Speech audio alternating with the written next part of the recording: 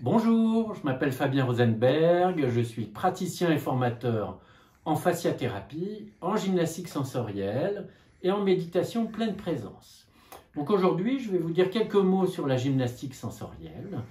Pour introduire cela, je vais vous poser la question, que diriez-vous de rajouter un peu de présence dans votre vie quotidienne? Et donc, pour répondre à cette question, je vais vous développer comment la gymnastique sensorielle peut y répondre.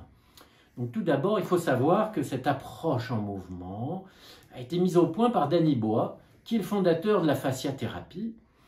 Et la gymnastique sensorielle développe la capacité de se ressentir pendant l'action. Alors, dit comme ça a l'air assez banal, mais c'est des compétences qui sont très utiles pour pouvoir se construire, pour pouvoir rester présent et aussi pour pouvoir s'adapter, surtout de nos jours, à ce qui se passe dans notre vie. Alors, comment on s'y prend dans la gymnastique sensorielle? Alors, la première chose, c'est la lenteur. Alors, la lenteur, c'est une chose magnifique, surtout quand elle est vécue consciemment.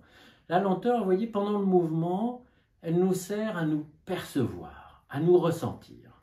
Mais aussi, la lenteur, c'est ralentir, c'est prendre le temps de ressentir. Et de nos jours, avec le stress qu'on peut vivre ou tout ce qui peut se passer au niveau des préoccupations, etc., s'habituer à ralentir pour devenir plus calme, sans perdre notre capacité d'action, est très intéressante. Alors, il y a une deuxième chose que je trouve aussi importante, c'est ce qu'on appelle la globalité. Alors, vous savez que souvent, toujours par ces phénomènes de stress, à un moment donné, on commence à être désunifié, à plus être là, à plus savoir comment faire les choses. Et c'est à ce moment-là que la globalité est importante. Alors, comment on fait en mouvement pour reconstruire cette globalité? Eh bien, c'est très simple. Il suffit d'engager la globalité du corps dans des mouvements très simples qui explorent toutes les orientations. Et à ce moment-là, comment on pourrait dire, on va permettre aux différentes parties du corps de se réunifier.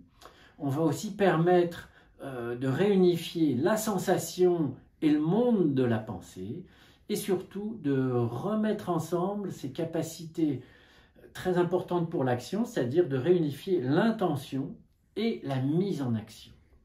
Alors la dernière chose, c'est la coordination. Alors la coordination, vous allez voir, on a des enchaînements de mouvements qui sont préétablis et qui nous permettent d'explorer différentes coordinations du corps dans des orientations différentes, dans des amplitudes différentes et à différentes vitesses. Et quand on commence à travailler ces différentes coordinations, on voit apparaître tout d'un coup des potentialités qui étaient dormantes en nous, commencer à devenir disponibles pour notre vie, mais aussi pour retrouver, on va dire, cette capacité d'exprimer, de mettre en mouvement ce qui était à l'intérieur de nous. Et donc, évidemment, le mouvement est tout à fait indiqué pour mettre en action, non pas une action déshabitée de soi-même, mais vous voyez, mettre en lien nos élans, ce qu'on porte à l'intérieur de nous, et la possibilité de l'exprimer, de la mettre en relation avec les autres, tout ça dans notre vie. Et donc tout ça, c'est très nourrissant, très vitalisant, et voilà. En fait, je serais très content de vous voir très nombreux à notre prochain webinaire, et je vous souhaite une très bonne journée.